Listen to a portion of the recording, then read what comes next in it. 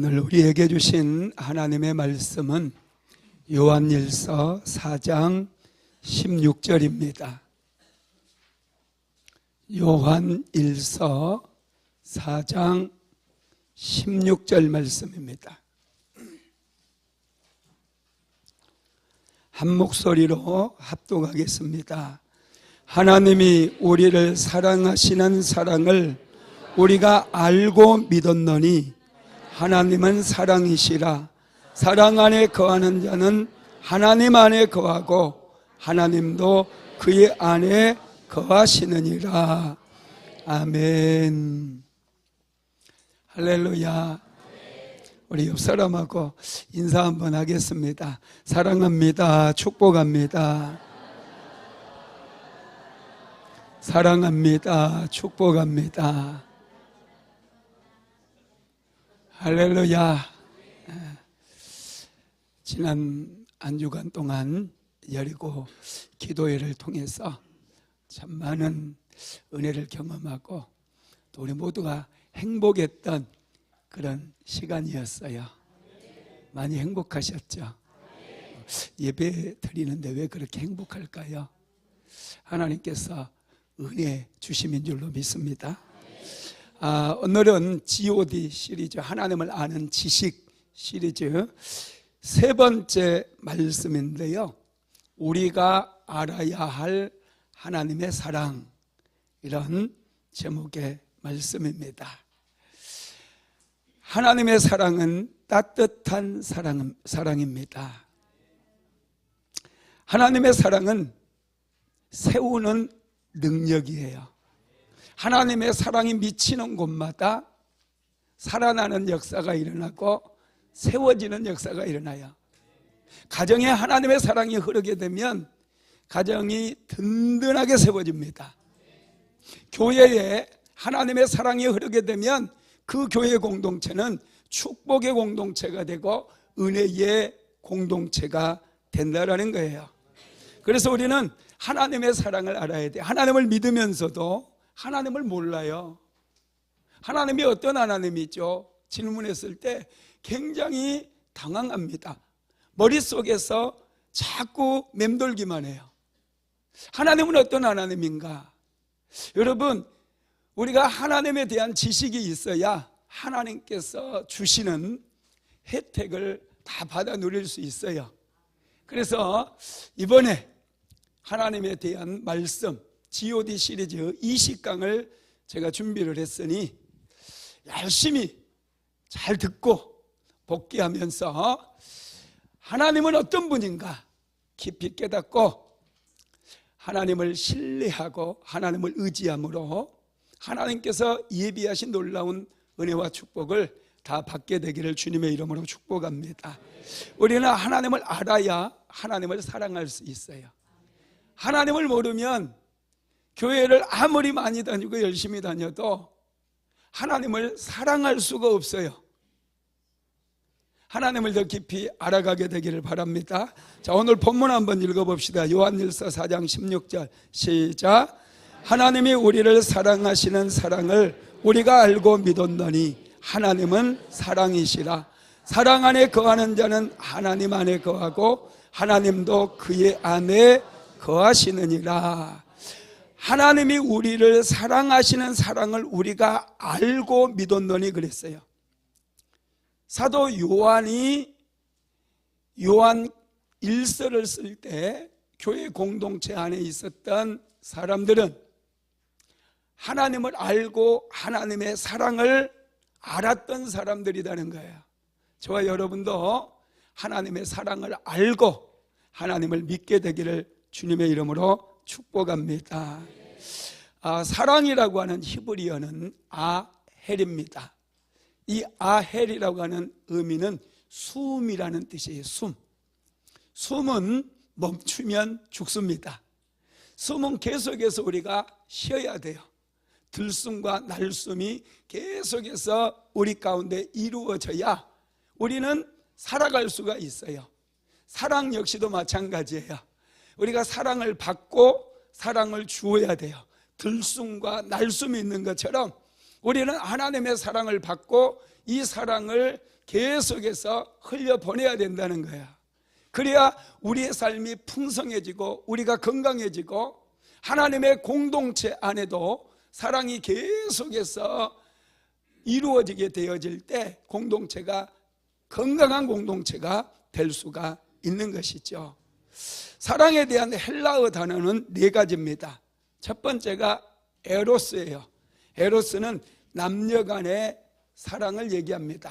감정적인 사랑, 뭔가 상대방을 소유하려고 하는 욕망을 표출하는 사랑을 우리는 에로스의 사랑이다 이렇게 얘기하죠. 두 번째는 스토르게가 있습니다. 스토르게는 부모의 사랑을 의미하죠. 부모의 사랑은 숭고한 사랑입니다. 희생적이고 헌신적인 사랑이죠. 자녀를 위해서라면 뭐든지 할 수 있는 그런 사랑을 스토르게라고 얘기하죠. 세 번째는 필리아입니다. 필리아는 친구 사이의 우정을 얘기합니다.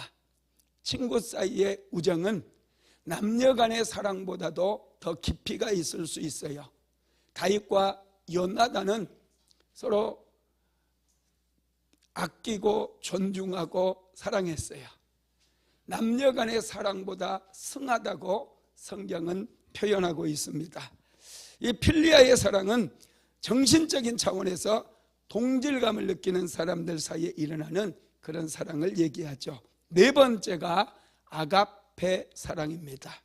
아가페는 무조건적인 사랑이에요. 내가 뭔가를 했기 때문에, 성취했기 때문에 사랑받는 것이 아니라 내가 죄인임에도 불구하고 자격이 없음에도 불구하고 하나님께서 무조건적으로 나를 사랑해 주시는 거예요. 이것을 우리는 아가페의 사랑이라고 얘기를 하는 것이죠. 내가 잘하는 것이 없어도, 내가 세상 가운데서 아무것도 성취한 것이 없어도 하나님께서는 무조건적으로 우리를 사랑해 주시는 거예요. 하나님의 사랑을 우리는 아가페의 사랑이라고 얘기합니다. 하나님은 우리가 죄인 되었을 때 우리를 사랑하셨어요. 우리가 뭔가 의로운 행위를 위해서 행했기 때문에 사랑하신 게 아니라 우리가 죄인이었을 때 이미 우리를 사랑하셔서 독생자 예수 그리스도를 이 땅에 보내주시고 죄인들을 위해서 십자가에 못 박혀 죽게 하심으로 우리에게 구원의 문을 열어주셨고 생명의 길을 열어주셨다라는 거죠. 요한복음 3장 16절 같이 읽어봅니다. 하나님이 세상을 이처럼 사랑하사 독생자를 주셨으니 멸망하지 않고 영생을 얻게 하려 하심이라. 아멘. 하나님은 우리를 사랑하셔요. 하나님의 사랑은 따뜻한 사랑이에요. 그 따뜻한 사랑이 우리를 세워주는 거예요. 하나님의 사랑은 헌신적인 사랑이고 무조건적인 그런 사랑이에요. 그 사랑을 우리가 받게 되어질 때 우리 안에서 새 생명이 싹트게 되고 또 우리 인생 가운데 꽃이 피고 열매가 맺는 그런 인생을 살아갈 수가 있는 거예요. 하나님의 따뜻한 사랑을 받으시기를 바랍니다. 하나님의 사랑을 맛보아 알았던 사도 바울은 에베소서에서 하나님의 사랑에 대해서 이렇게 말씀하죠. 자, 에베소서 3장 16절에서 19절까지 천천히 한번 같이 읽어봅시다. 그의 영광의 풍성함을 따라 그의 성령으로 말미암아 너희 속사람을 능력으로 강건하게 하시오며 믿음으로 말미암아 그리스도께서 너희 마음에 계시게 하시었고 너희가 사랑 가운데서 뿌리가 박히고 터가 굳어져서 능히 모든 성도와 함께 지식에 넘치는 그리스도의 사랑을 알고 그 너비와 길이와 높이와 깊이가 어떠함을 깨달아 하나님의 모든 충만하신 것으로 너희에게 충만하게 하시기를 구하노라. 아멘. 사도 바울은 하나님의 사랑을 정말 절절하게 깨달았던 사람이에요. 그래서 에베소 교회 성도들에게 하나님의 사랑을 알라는 거예요. 그 깊이와 넓이와 크기가 어떠한지를 알고 그 사랑 가운데 깊이 뿌리를 내리라는 거예요. 그러면 그리스도의 충만함으로 모두가 충만하게 채워진다라는 것이죠. 여러분, 그래서 우리는 하나님의 사랑을 충만하게 받아야 돼요. 하나님의 사랑을 받기 위해서는 알아야 돼요. 모르면 그 사랑이 어떤 사랑인지 잘 모르게 되면 사모함도 없고 받아도 이게 뭐라고 하고 쓰레기통에 버릴 수 있어요. 하나님의 사랑은 소중한 사랑이신 거 믿으시기 바랍니다. 그래서 우리 믿음의 뿌리를 하나님의 사랑에 뿌리를 내려야 돼요. 그럼 뿌리가 굉장히 중요합니다. 나무에게 있어서 뿌리는 너무나 소중해요. 뿌리가 하는 역할이 세 가지예요. 지탱하는 일이에요. 뿌리는 줄기를 지탱해 줍니다. 비바람이 치고 불어도 흔들리지 않게 지탱해 주는 거예요. 그 다음에 두 번째는 저장하는 기능이에요. 광합성 작용을 해서 영양분을 뿌리에 저장하게 되죠. 그리고 세 번째는 공급해 주는 역할을 해요. 뿌리는 이 수분을 흡수하고 저장해 놓은 자양분을 이제 봄이 되면 위로 가지로 확 올려 공급해 주기 시작합니다. 그러면 싹이 나고 꽃이 피기 시작하고 풍성한 열매를 맺게 된다라는 거야. 저와 여러분은 그리스도의 그 사랑에 뿌리를 내려야 돼요. 그래야 우리는 바람이 불고 폭풍우가 내려친다 할지라도 흔들리지 않아요. 뿐만 아니라 하나님의 그 생수를 받아서 가지까지 공급하게 되므로 우리의 인생에 아름다운 열매를 맺게 된다라는 것이죠. 그래서 사도 바울은 에베소서 3장 17절 하반절에서 이렇게 말합니다. 같이 읽어봅니다. 너희가 사랑 가운데서 뿌리가 박히고 터가 굳어졌어. 사랑 가운데서 뿌리를 내리고 터가 굳어지라는 기초가 튼튼해져야 된다는 거예요. 건물을 지을 때 기초공사가 얼마나 중요한지 몰라요. 우리 순복음 안디옥교회 새 성전을 지금 건축하고 있잖아요. 기초공사를 이 지하를 파는데요 무려 7개월 동안을 했어요. 그리고 이제 기초공사가 끝나고 위로 올라가기 시작하니까 거의 7층 정도 높이인데요 우리가 5층, 6층 그 정도까지 지금 지었거든요. 근데 다 이제 완공돼 가는 한 5개월이니까 다 올라가 버려요. 다 끝나 버려요. 참 이 기초공사가 정말 중요하다는 걸 알 수 있어요. 그래서 여러분 그리스도의 사랑에 뿌리를 내리기까지 참 이게 힘들거든요. 때로는 방황도 하고 갈등도 하고 이게 아닌가 이런 생각이 들 때도 있고 그래요.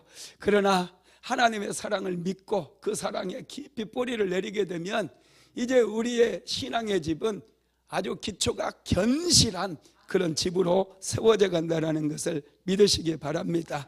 그래서 사도 바울은 성도들 위해서 기도하면서 지식에 넘치는 그리스도의 사랑을 알도록 기도합니다. 에베소서 3장 18절 읽어볼까요? 시작. 능히 모든 성도와 함께 지식에 넘치는 그리스도의 사랑을 알고. 아멘. 사도 바울은 지식을 굉장히 소중히 여겼어요. 그래서 그리스도의 사랑을 알 때도 이 하나님을 아는 지식이 필요하다는 거예요. 하나님의 사랑을 알아야 된다는 거예요. 지식적으로 알아야 된다는 거예요. 그래야 우리가 그리스도의 사랑에 깊이 뿌리를 내릴 수 있다라는 것이죠. 사도 바울은 하나님을 아는 지식을 너무나 소중히 여겼습니다. 그래서 모든 사람이 하나님에 대해서 알기를 원한다고 그렇게 말씀하고 있죠. 자, 19절도 읽어볼까요? 에베소서 3장 19절 시작. 그 너비와 길이와 높이와 깊이가 어떠함을 깨달아 하나님의 모든 충만하신 것으로 너희에게 충만하게 하시기를 구하노라. 그 너비와 하나님의 사랑의 너비와 길이와 높이와 깊이가 어떠함을 깨닫고 하나님의 모든 충만한 것으로 너희에게 충만하기를 기도한다는 거예요. 바울은 정말 위대한 사도죠. 하나님을 누구보다도 잘 알았어요. 하나님의 사랑을 누구보다도 많이 경험했던 사람이에요. 그래서 이 하나님의 사랑에 대한 지식이 우리에게 있어야 된다는 것을 너무나 잘 알았던 거예요. 여러분, 그러면 우리가 알아야 할 하나님의 사랑은 어떤 사랑일까? 첫 번째는 하나님의 사랑은 우주보다 넓은 사랑이에요. 하나님의 사랑은 바다보다 깊고 우주보다 넓습니다.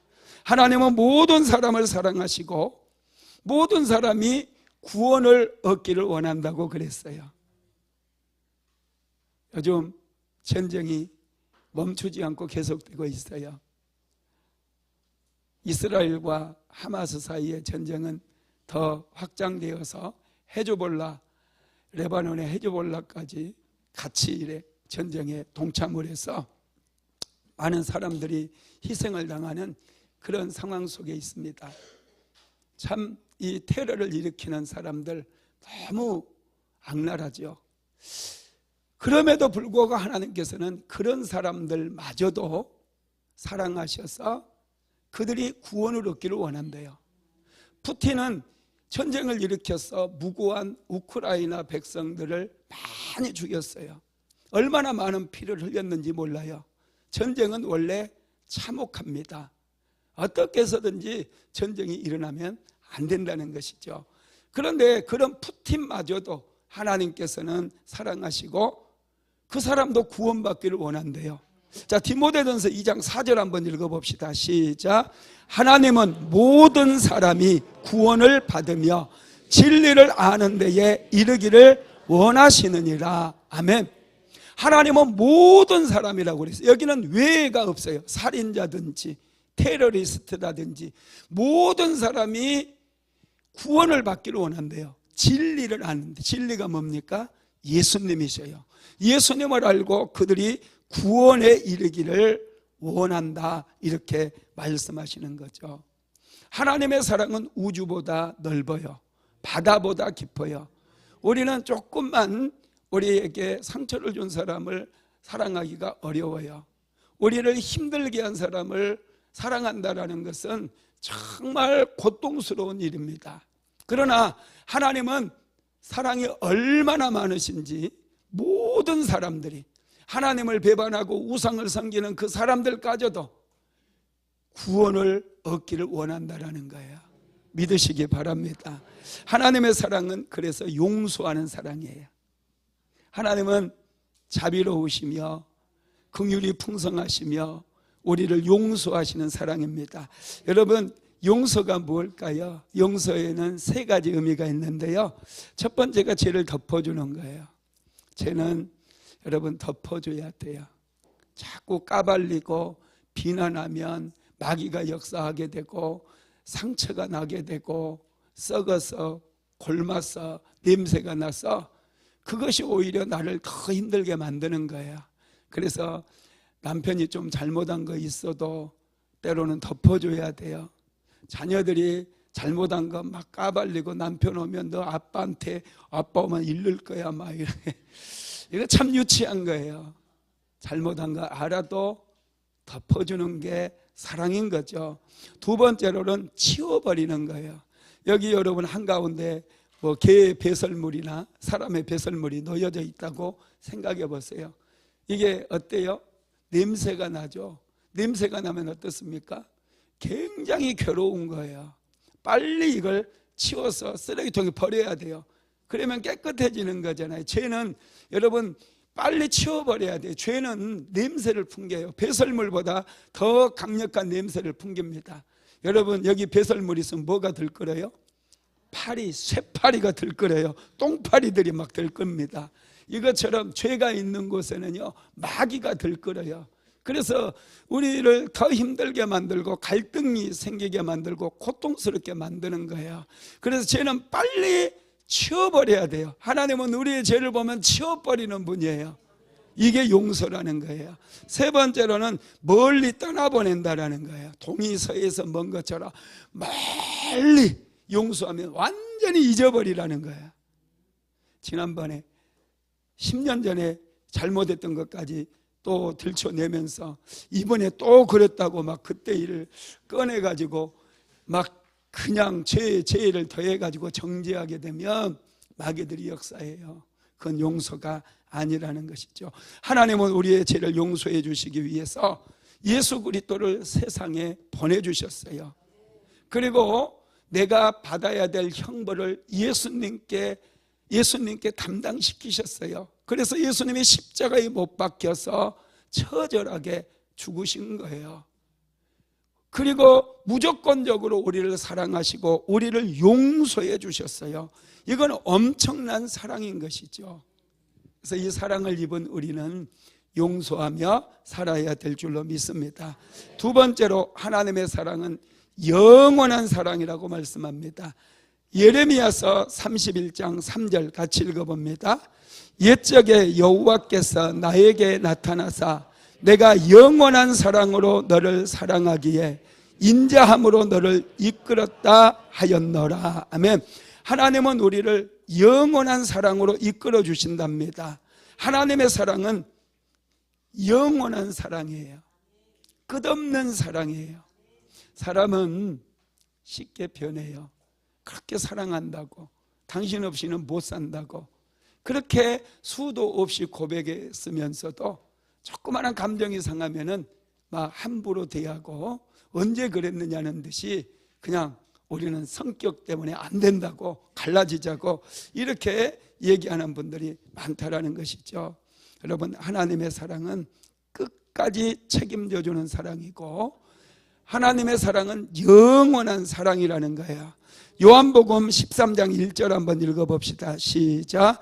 유월절 전에 예수께서 자기가 세상을 떠나 아버지께로 돌아가실 때가 이른 줄 아시고 세상에 있는 자기 사람들을 사랑하시되 끝까지 사랑하시니라.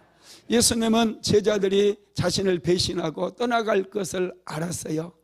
예수님이 십자가를 지실 때 제자들은 다 도망가 버렸어요. 그럼에도 불구하고 예수님께서는 끝까지 제자들을 사랑하셨다라는 것이죠. 여러분, 사랑은 끝까지, 하나님의 사랑은 끝없는 사랑이에요. 그러니 여러분, 때로 넘어졌다고 해서 낙심하지 마세요. 다시 하나님께로 돌아오면 돼요. 하나님은 우리를 사랑하셔요. 기다려주는 사랑이에요. 하나님은 기다리셨다가 내가 돌아오면 또 감싸주시고 안아주시고 은혜 주시는 좋으신 하나님이시라는 것이죠.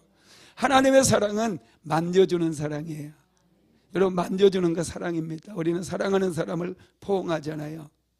사랑하는 자녀들 손을 잡아주잖아요. 남편이 힘들게 일하다가 뭔가 문제가 생겨서 낙심해서 집에 돌아오면 아내가 손을 잡아주고 콕 안아주면 다시 용기를 얻고 힘을 얻어서 일터로 나갈 수 있는 여러분 힘을 얻는 거예요. 사랑은 잡아주는 것이고 만져주는 거예요. 괜히 다른 이상한 여자들 손을 잡으려고 하면 이건 추행이에요. 그건 사랑이 아니에요.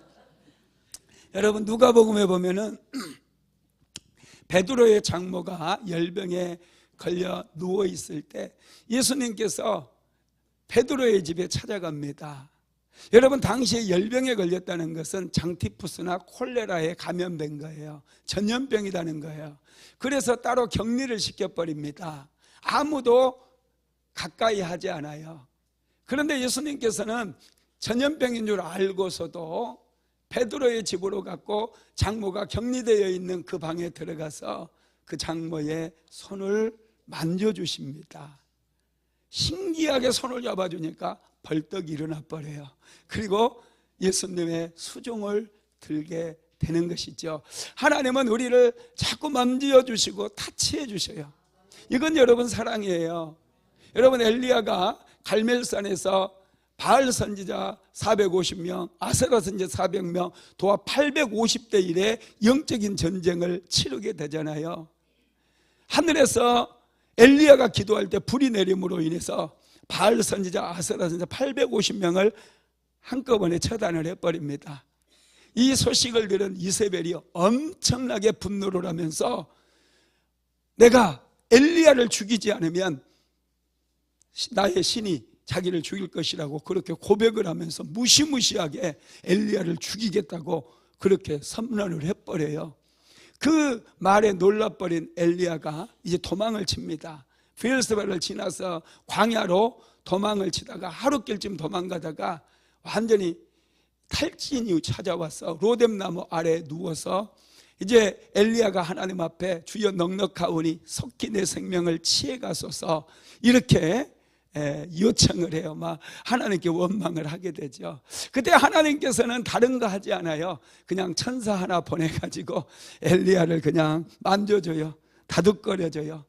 그냥 깊이 잠들게 만들어요. 천사가 만져주니까 엘리야가 깊이 잠을 잡니다. 이제 배고플까 봐서 또 천사가 흔들어서 깨워요. 그리고 떡과 물을 주면서 먹게 하고 마시게 해요. 엘리야는 먹고 자고를 반복했어요. 그랬더니 다시 기력을 회복하게 되었고 하나님의 산 호렙산까지 가게 되더라는 거예요. 하나님께서 엘리야를 책망하지 않았어요. 야, 이세벨이 무섭다고, 야, 내가 불도 내리고 물도 내리는 거 경험했지 않느냐, 이렇게 너 비겁한 줄 몰랐다, 내가 너를 선택한 건 완전히 나의 실수였어, 이렇게 말씀하시지 않았다라는 거예요. 하나님은 정말 좋으신 하나님이에요.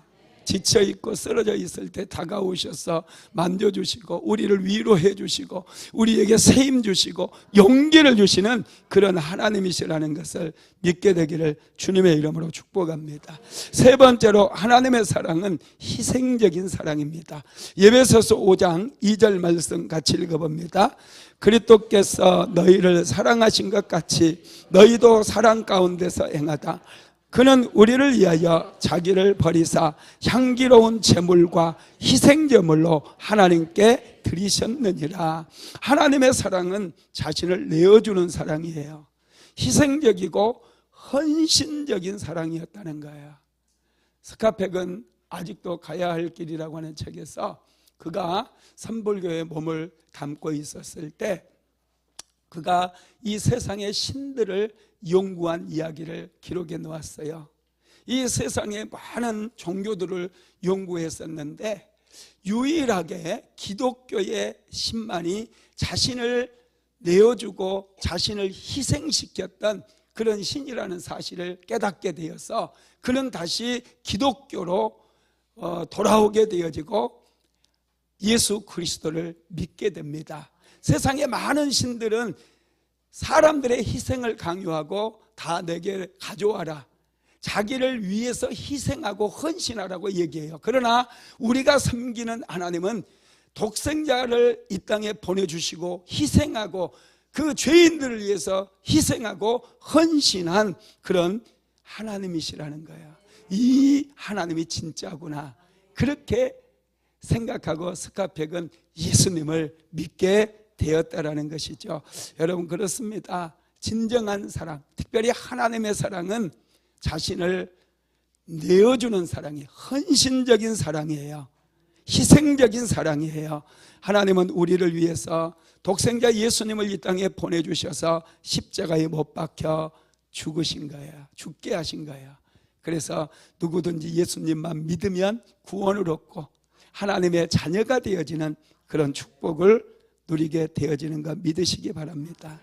여러분, 사랑은 주는 거예요. 용서도 주는 거예요.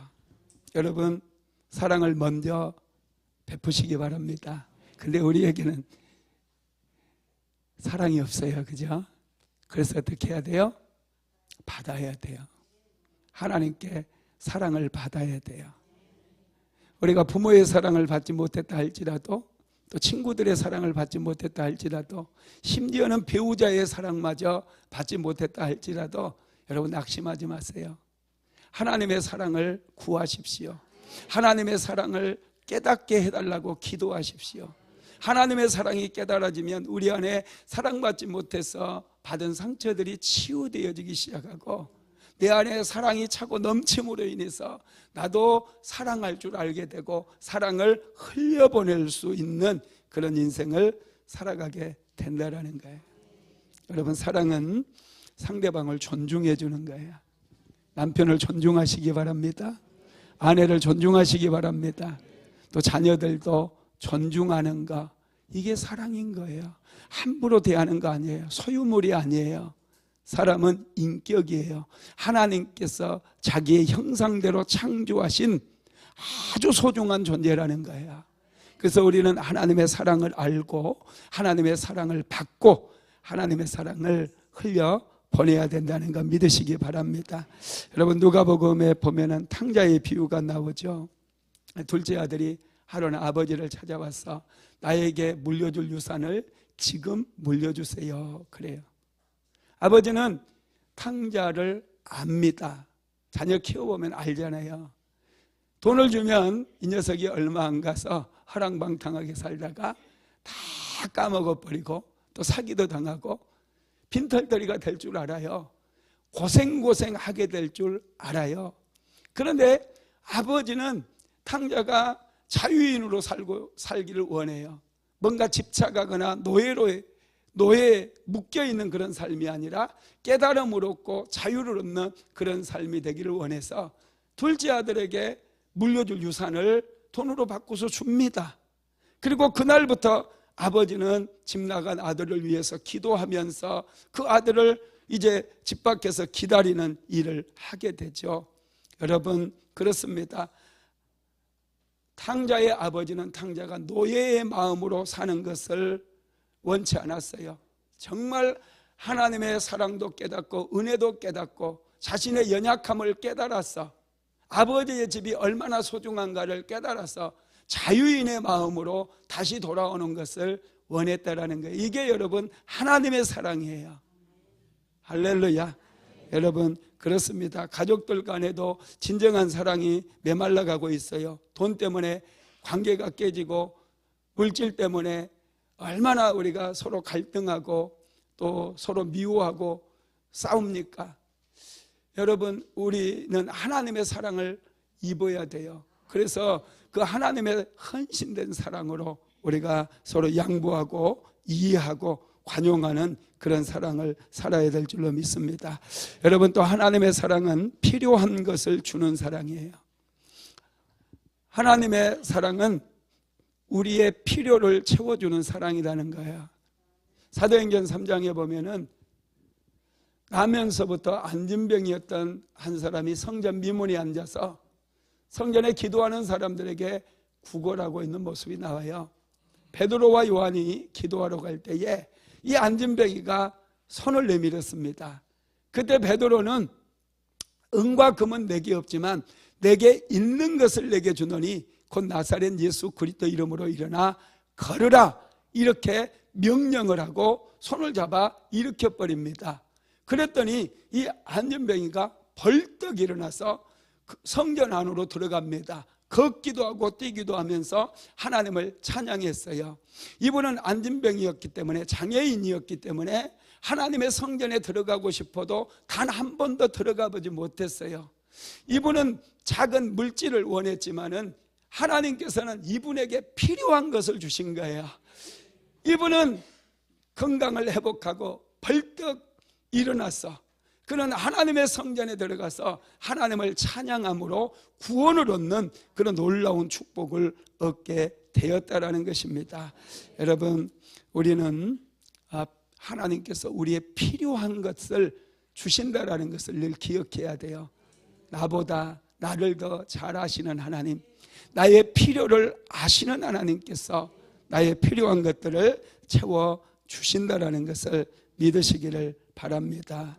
여러분, 하나님의 사랑은요, 우리로 성장하게 만들고 성숙하게 만드는 사랑이에요. 여러분, 하나님께서 요셉을 사랑하셨어요. 그래서 그에게 꿈을 주셨거든요. 그런데 하나님께서 요셉이 애굽의 종으로 팔려가게 만들었어요. 여러분, 참 놀랍지 않습니까? 어떻게 이게 사랑입니까? 사랑하는 사람은 지켜줘야지. 여러분, 요셉은 애굽의 종으로 팔려가고 심지어는 감옥까지 들어가게 돼요. 죄가 없는데 억울하게 누명을 쓰고 감옥에까지 들어가게 되죠. 그런데 여러분, 이 모든 일의 배후에 하나님이 계셨다는 거예요. 하나님은 길이 참으시면서 요셉을 성장시키고 신실한 믿음의 사람으로, 성령의 사람으로 성장시키기를 원했어요. 그리고 13년이 지났을 때, 이제 그의 나이 30이 되었을 때 애굽의 국무총리가 되었고, 7년 6년 기간 동안에 죽어갈 수많은 백성들을 살리는 도구로, 사람을 살리는 도구로 사용되게 되었다는 거예요. 여러분, 하나님께서는 안타깝지만 때로는 우리 삶에 고난을 주심으로 우리를 훈련시키고 단련시킬 수 있어요. 하나님의 사랑은 원래 그런 거예요.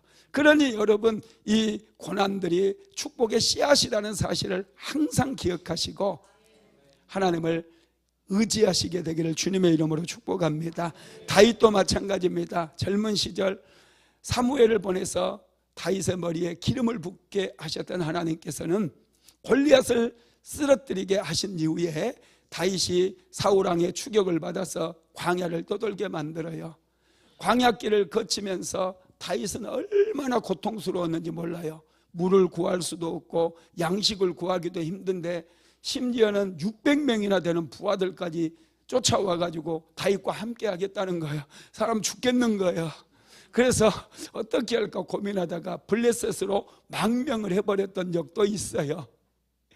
여러분, 이 모든 과정을 지켜볼 때 하나님이 안 계신 것 같고 다윗이 망하는 길로 간 것 같았어요. 그런데 여러분, 결국에는 어떻게 됩니까? 다윗의 나이 30살에 이스라엘의 왕위에 오르게 되어져요. 정말 놀랍지 않습니까?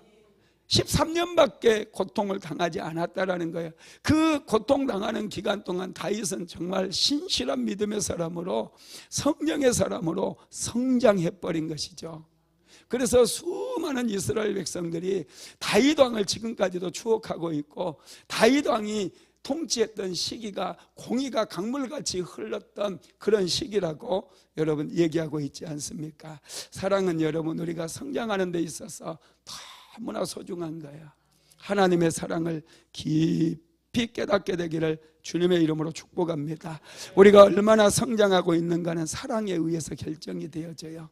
하나님의 사랑을 알고 하나님의 사랑을 구하십시오. 하나님, 나를 사랑하신다고 하셨는데 그 사랑을 나에게 부어주세요. 그 사랑이 느껴지게 해주세요. 그 사랑으로 내가 더 성장할게요. 그 사랑으로 내가 하나님의 사람이 되고 싶어요. 늘 구하게 되기를 주님의 이름으로 축복합니다. 하나님의 사랑은요, 모든 것이 합력하여 선을 이루게 만들어요. 슬픔과 고통과 좋은 일들 모든 것이 어우러져서 합력하여 선을 이루게 만든다는 것. 심지어는 원수들의 악행, 원수들의 고발, 원수들의 비난, 원수들이 나를 해코지하려고 했던 그 모든 것까지 포함해 가지고 합력하여 선을 이루게 하신다는 거예요. 로마서 8장 28절 읽어봅시다. 시작. 우리가 알거니와 하나님을 사랑하는 자 곧 그의 뜻대로 부르심을 입은 자들에게는 모든 것이 합력하여 선을 이루느니라. 아멘. 하나님은 실패도 고통도 심지어는 우리의 질병도 상처까지 선용하셔서 모든 것이 합력하여 선을 이루게 하신대요. 우리를 성장하게 하는 밑거름이 되게 하신다는 거예요. 로마서 11장에 보면은요, 이 젖붙임에 대한 말씀이 있는데 이 말씀이 그렇게 은혜가 되더라고요. 한번 로마서 11장 17절 한번 같이 읽어볼까요? 또한 가지 얼마가 꺾이었는데 돌감나무인 내가 그들 중에 젖붙임이 되어 창감나무 뿌리의 진액을 함께 받은 자가 되었은즉. 아멘. 여러분, 혹시 나무 젖붙여 본 적 있어요? 있는 분도 있고 젖붙이는 것도 본 적도 없고 구경한 적도 없는 분도 있을 거예요.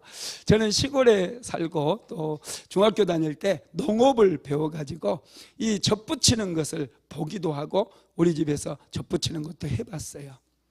여러분, 젖붙이기 위해서는 어떻게 됩니까? 이 나무가 하나 있으면 이 나무를 중간을 딱 잘라버려야 돼요. 이 밑에를 팍 잘라버려요. 그리고 가지를 잘라와요.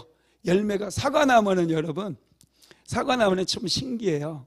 갑자기 이 사과가 열매를 맺다가요, 한 가지가 쭉 나오다가 아주 맛있고 아주 큰 사과가 그 가지에서 맺히거든요. 그러면은 이 가지를 싹둑 잘라다가 사과나무 이 접을 붙이잖아요. 그러면 그런 사과만 맺히는 거예요. 신기하죠? 이게 접붙임의 묘미예요. 여러분, 우리가 하나님께 접붙임을 당했다는 것은 하나님께서 상처를 입은 거고요, 저와 여러분도 상처를 입은 거예요. 이 상처와 상처를 결합시켜서 비닐로 이렇게 묶어두는, 감싸주는, 이게 접붙임이에요.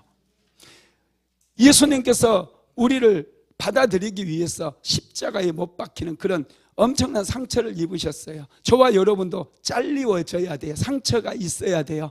그래야 하나님, 예수님과 우리가 접붙임을 당해가지고, 여러분, 우리가 예수님께서 보내주는 생수를 공급받을 수 있고, 이 생수를 공급받아서 전혀 새로운 열매를 맺게 되는 거예요. 이전에 맺었던 그런 열매가 아니라 새로운 열매, 예수님으로부터 생수를 공급받아서 새로운 열매, 풍성한 열매를 맺는 그런 삶이 된다는 거예요. 그러니 상처받음을 두려워하지 마세요. 아픔을 두려워하지 마세요. 교회에 나와서 상처받았다고 교회를 떠나는 사람이 가장 어리석은 사람이에요. 교회 오면 원래 상처 입을 수 있어요. 왜냐? 예수님과 접붙임을 받아야 되기 때문에. 예수님과 단단하게 접붙임이 되어지게 되면 예수님의 생수가 나에게 올라오기 시작하고, 이제는 나는 새로운 열매를 맺어가기 시작한다라는 거예요.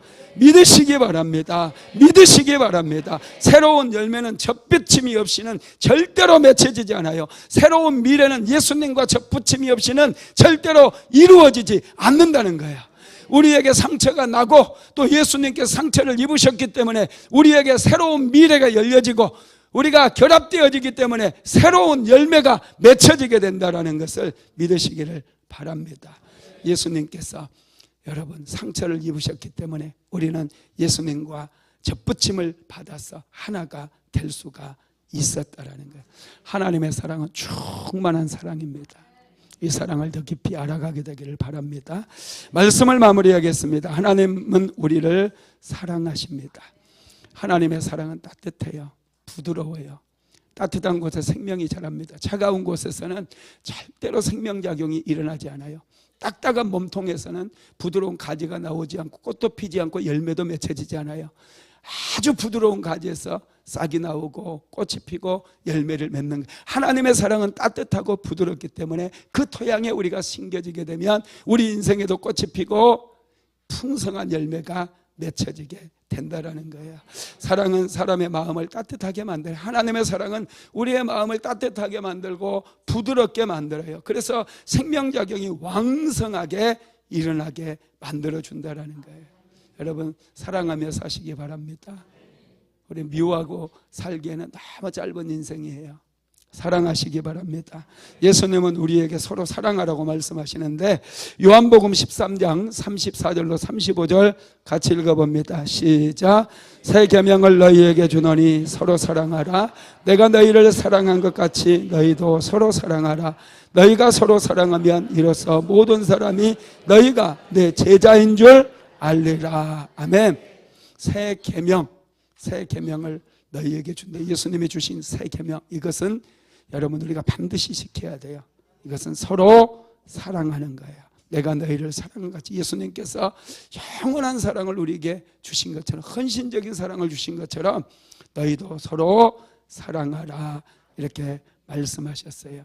사랑의 열매를 풍성하게 맺어가기를 주님의 이름으로 축복합니다. 오신 하나님,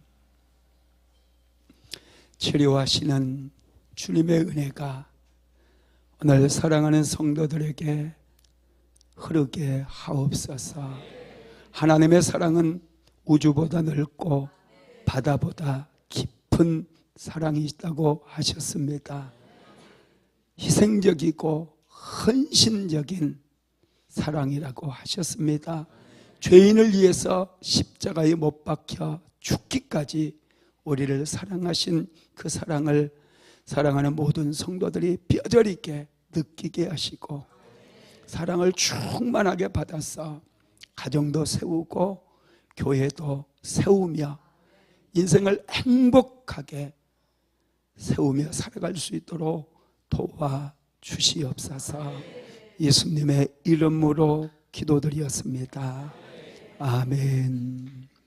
지금은 우리 구주 예수 그리스도의 무한하신 은혜와 아버지 하나님의 극진하신 사랑하심과 보혜사 성령 하나님의 내주교통 감화 감동하심이 오늘도 하나님의 사랑을 받고 그 사랑을 흘려보내므로 세워주고 키워주며 살아가기를 간절히 소망하는 하나님의 모든 권속들 위에 사랑하는 순복음 안디옥교회 모든 성도들 머리머리 위에 가정과 직장과 사업장 위에 이제로부터 영원토록 함께 있을지어다. 아멘.